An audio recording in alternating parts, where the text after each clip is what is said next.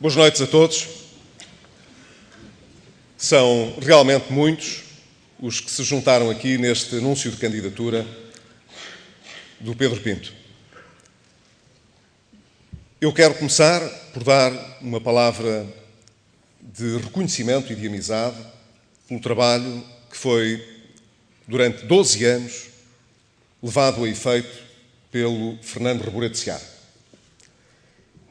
Agora que eu sou munícipe de Sintra, é que já não posso continuar a votar no Fernando Seara.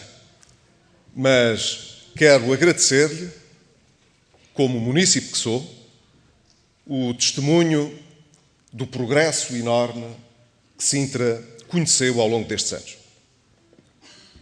Nós sabemos que não é possível a um Presidente de Câmara, não é possível ao chefe de um Executivo responder por toda a atividade do órgão a que preside.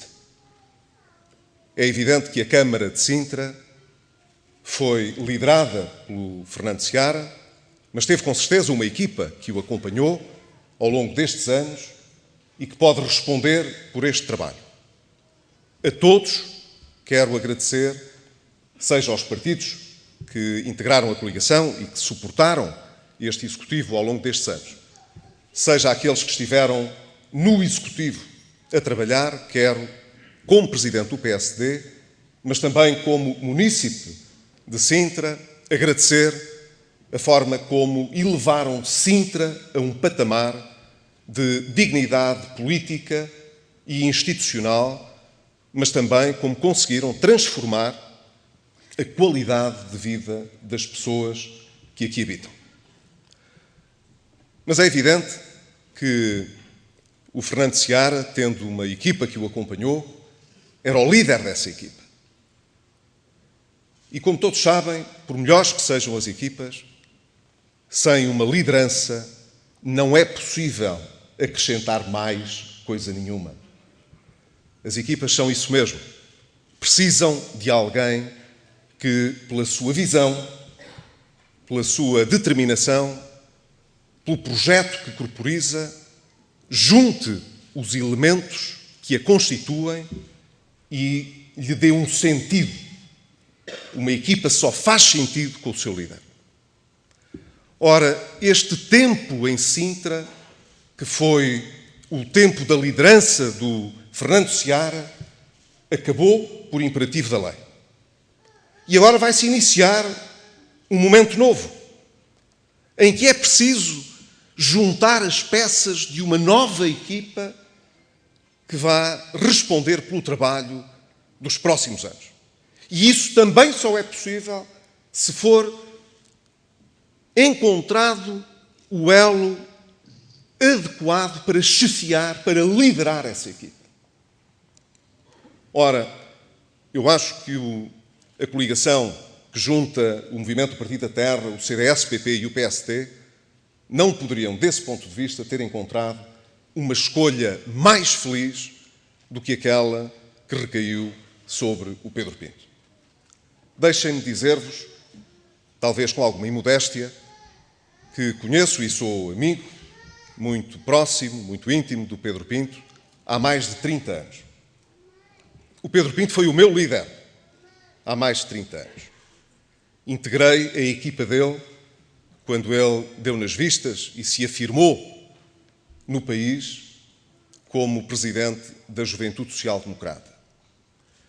Talvez por ter desempenhado um papel historicamente tão relevante ao longo de todos estes anos, conseguiu trazer aqui ex-líderes do PSD, como é o caso de Marcelo Rebelo de Sousa e de Marcos Mendes. Mas há aqui muitas outras pessoas que trazem esta memória histórica do PSD, que aqui hoje estão, em torno desta candidatura do Pedro Pinto, porque realmente ele representa alguém que veio do coração do PSD, da história do PSD, mas que tem a grande qualidade de alargar a sua intervenção política para além do partido que, de certa maneira, o marcou também. E por isso vejo aqui também muitas outras pessoas que estão muito para além do âmbito partidário, do PSD, dos outros partidos, e que reconhecem no Pedro Pinto uma capacidade de liderança, de afirmação, de mundo e vivência, que está muito para além dos partidos que o apoiam. Ora, como todos sabem, as eleições autárquicas são extremamente personalizadas. E por isso a escolha que vai ser feita pelos eleitores, aqui em Sintra também, no próximo dia 29 de setembro, representará a escolha do próximo Presidente da Câmara de Sintra. Nós sabemos, há muitas candidaturas. E quem vai acompanhando as sondagens percebe que as coisas estão muito renhidas. Ainda bem que é assim, para que nos tenhamos todos de aplicar o máximo para merecer esta eleição. Mas o Pedro Pinto, é a minha convicção, vai ser o próximo Presidente da Câmara de Sintra.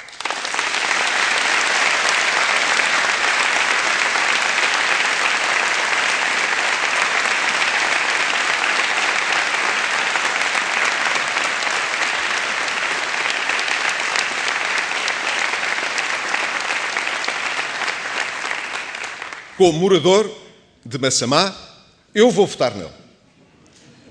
E sei que lá de casa é capaz de levar mais votos também, porque há mais gente a votar em minha casa. E essa escolha não é uma escolha partidária. É a escolha realmente consciente, cívica, do que é melhor para sempre. Dizia-vos que conheço o Pedro Pinto há mais de 30 anos. Como já aqui foi naqueles filmes que reparámos há pouco, contaram um bocadinho da história das realizações do Pedro Pinto, enquanto esteve na Câmara de Lisboa. O Pedro Pinto é um homem que conhece bem o poder local. E não o conhece de o contemplar. É um fazedor. É alguém que sabe o que é que significa contactar as pessoas e os serviços. O que é juntar as peças de um projeto e realizá-lo. Lisboa mudou muito na altura em que Pedro Santana Lopes, outro ex-líder do PSD, foi Presidente da Câmara, mas o Pedro Pinto foi um dos elementos-chave desse processo, dessa equipa, desse trabalho. Ele sabe bem, portanto, o que é estar numa grande autarquia, o que é estar à frente de serviços que têm muitos anos, que têm os seus mecanismos. Não é fácil, em câmaras desta dimensão, apresentar trabalho. O Pedro Pinto tem, do seu lado, toda essa história. Mas tem muito mais do que isso. É um homem que acrescenta coerência, ética, visão mundividente à política. Tem sido assim ao longo de todos estes anos. Foi assim no Parlamento, foi assim no Parlamento Europeu, foi assim na Câmara de Lisboa, foi assim na JSD e no PSD. Ele hoje integra a minha equipa no partido como meu vice-presidente e eu não poderia ter maior felicidade de poder vir a ser novamente liderado pelo Pedro Pinto no meu município, que é Sintra. Tenho a certeza que aqueles que, ao fim destes anos, reconhecem no seu trajeto, um trajeto de um homem voluntarioso, Pedro Pinto é uma força da natureza. Quando tem alguma coisa para fazer, leva tudo à sua frente. E não descansa enquanto não realiza aquele projeto e aquele trabalho. Todos aqueles que o conhecem ao longo destes anos sabem que é assim e que com ele à frente de Sintra pode realmente acrescentar mais qualidade de vida, mais segurança, mais cultura, um patamar ainda maior de dignidade cívica. Mas, claro, nós sabemos que as campanhas são para levar a sério. Há muita gente hoje que vive distraída com muitos outros acontecimentos do dia-a-dia. Há gente que perdeu um bocadinho a noção do que foi este trajeto. É para isso que as campanhas são feitas também. Quando enfrentarmos no dia-a-dia os eleitores em Sintra, e não tenho dúvida nenhuma de que o Pedro fará, não sei o que é que fazem os outros candidatos, mas tenho a certeza que ele há de palmilhar Sintra de les a les, falando com toda a gente, não tenho dúvida que as pessoas se recordarão do que ele representou e do que ele representa hoje. O Pedro será um grande presidente de Sintra, não tenho dúvida, mas será também alguém que está absolutamente sintonizado com o que precisamos de fazer em Portugal. É alguém que está também inserido num projeto. Não é alguém que aparece em Sintra desgarrado do que se está a passar no resto do país. E o que está a passar-se no resto do país, por maiores que sejam as dificuldades que enfrentamos, e são muitas, como todos sabem, é um projeto que vale a pena. Que vai deixar Portugal muito diferente do que era. Um projeto em que nós vamos conseguir que, ao fim de quase 40 anos de democracia, o Estado não tenha de extorquir mais às pessoas do que elas têm capacidade para dar, esperando que, em retorno, o Estado lhes ofereça as políticas públicas que valem a pena. Na saúde, na educação, nas prestações sociais, na segurança, na defesa, na justiça. Os dados da execução orçamental foram revelados há poucos dias. Vieram confirmar: nós continuamos a reduzir a despesa efetiva do Estado. Continuamos a estar abaixo daquilo que ficou fixado. O que significa que vimos cumprindo aquilo que foi anunciado como importante para o país. O Estado tem de gastar menos e está a gastar menos. Muitos esqueceram-se o que fomos decidindo ao longo destes 2 anos para que isso acontecesse. Recordo apenas um episódio que foi dos primeiros, talvez por isso já muitos não se recordem, que significou a não nomeação de governadores civis. Já muita gente se esqueceu dos governadores civis. Os governadores civis viveram, desde a Primeira República, um caminho que parecia não ter fim. Ninguém podia extinguir os governos civis. Vários governos tinham tido isso nos seus programas. Nós só ainda não extinguimos, de facto, porque a Constituição ainda faz menção ao governador civil. Mais uma particularidade da nossa Constituição. Mas o país já não sabe quem são os governadores civis.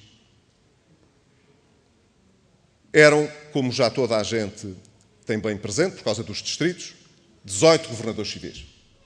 Mais as estruturas administrativas que os apoiavam. O chefe de gabinete, os adjuntos, as secretárias, os assessores, os motoristas. Essas estruturas desapareceram. Alguma coisa se perdeu no Estado? O governo perdeu alguma coisa por não ter essa gente espalhada pelo país? Os distritos, os cidadãos, perderam alguma coisa por não ter governadores civis? O Estado ficou com menos despesa nos governos civis, na estrutura da Segurança Social, como se recorda ao Marco António Costa, que aqui está, e que então, como Secretário de Estado da Segurança Social, avançou logo com a ideia de não nomear os segundos elementos que constituíam as direções distritais da Segurança Social. E foram mais 18 que não foram nomeados. Tanta gente que não foi nomeada que só espanta como é que não houve mais notícia de insatisfação dentro dos partidos que apoiam o governo por essas nomeações não serem feitas. Mas a verdade é que os nossos partidos também têm evoluído e sabem que têm de acompanhar este momento de transformação profunda do país. Não podem ficar agarrados aos velhos lugares, às velhas nomeações. O país é muito mais importante do que isso. Por isso, como estamos a diminuir a despesa, à medida que vamos vencendo a crise, é natural que também possamos apresentar aos portugueses um projeto de futuro com mais sucesso do que aqueles que nos trouxeram aqui, ao resgate e à recessão.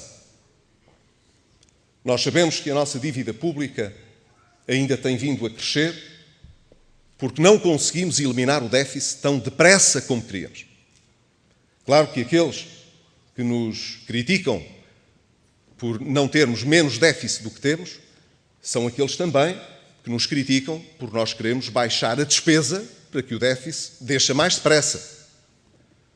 Mas nós sabemos que há uma parte da despesa que é muito difícil baixar, é os subsídios de desemprego, as prestações sociais, que em razão da situação de crise que vivemos, funcionam como uma espécie de colchão, de amortecedor, para que as pessoas não fiquem para trás, para que as pessoas não fiquem desprotegidas.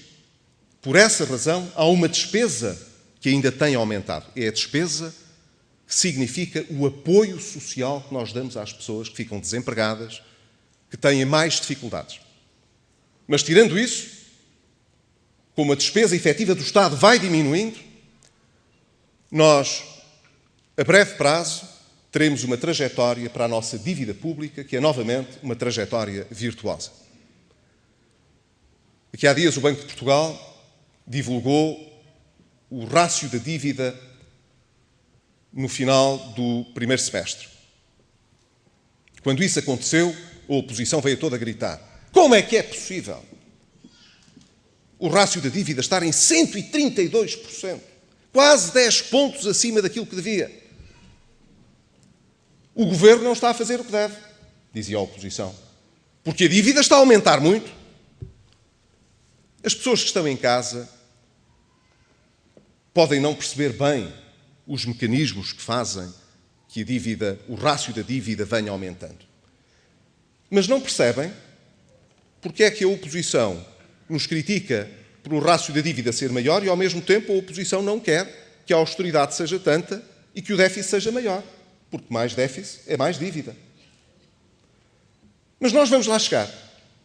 E no final deste ano chegaremos ao resultado que prometemos. Teremos um rácio de dívida na casa dos 122%. A razão porque agora o rácio está um bocadinho mais elevado já foi explicado. É porque nós temos ido aos mercados financeiros buscar dinheiro para pagar as amortizações que se vencem de dívida passada. Assim que essa dívida seja paga, e vai ser, uma dívida que foi lançada no tempo do governo liderado por António Guterres, justamente há 10 anos, essa dívida vai se vencer agora, em setembro deste ano. Creio que era por 22 de setembro. Uma parte dessa dívida nós conseguimos trocá-la para mais daqui a 2 anos. Vamos pagá-la em 2015. Não conseguimos pagar tudo de uma vez. Nós andamos a pagar dívidas que não foram contraídas por nós desde que tomámos posse. É nos hospitais, é no Estado, em todo lado. Não fazemos outra coisa senão pagar dívida que foi criada por outros. Mas andamos a pagá-la. Vamos agora pagar quase metade dessa dívida contraída por um governo liderado por António Guterres, há 10 anos atrás. Outra parte dessa dívida vai ser paga em 2015 e por aí fora. À medida que formos pagando a dívida, o rácio vai baixar outra vez. E vai baixar porque o dinheiro que estamos a acumular previdentemente para pagar essas dívidas será utilizado para as pagar. Deixará de estar em depósitos no Banco de Portugal e servirá para pagar essa dívida. E os portugueses percebem que sem arrumarmos a casa, sem pagarmos as dívidas, não temos futuro. A não ser pedir mais dinheiro emprestado e ter novos pedidos de apoio para programas de consolidação orçamental. Nós não queremos. Queremos chegar ao final deste e fazer a nossa vida. E cada vez estamos mais próximos de chegar a esse dia e de concretizar esse sonho, que é o de tirar o país desta assistência económica e financeira que precisou de pedir e tratar de mudar a nossa infraestrutura económica e social para que o país cresça no futuro de uma forma saudável, que tenha empregos que não sejam sustentados por dívida que o Estado contraia, mas que sejam sustentados pela riqueza que é criada nos projetos que são financiados. É isso que nós estamos a fazer. E é isso que o Pedro Pinto está engajado connosco a fazer. As pessoas sabem que não há uma varinha de condão que nos ponha no futuro sem passar por estas dificuldades. Por isso, como candidato aqui a Sintra, ele sabe que não vale a pena dizer ao eleitorado que passaremos por este período airosamente pelos pingos da chuva sem nos molharmos. Todos nos molhamos. Os políticos que estão no governo a liderar este projeto, os que estão nos partidos que apoiam o governo e que todos os dias defendem esta política, aqueles que são candidatos às câmaras e que não querem regressar a um passado de endividamento e sem futuro. O Pedro, portanto, faz parte deste grande projeto que é o da profunda mudança do nosso país. Tenho a certeza que todos os portugueses que não querem andar para trás, que querem um Portugal moderno, mais justo, mais próspero, com menos dívida, com mais responsabilidade, com mais exigência, com melhor justiça, com educação de mais qualidade, com mais liberdade de iniciativa, menos setores protegidos, economicamente, mais transparência. Todos esses cidadãos valorizarão aqueles que estão de costas direitas, cabeça levantada, a defender este projeto de transformação do país. Por isso, Pedro, desejo-te a melhor das sortes para esta campanha. Sei que fazes o teu caminho defendendo este projeto em que estamos todos envolvidos e que, na base desse projeto, está uma ideia de futuro que tu trazes também para o município de Sintra.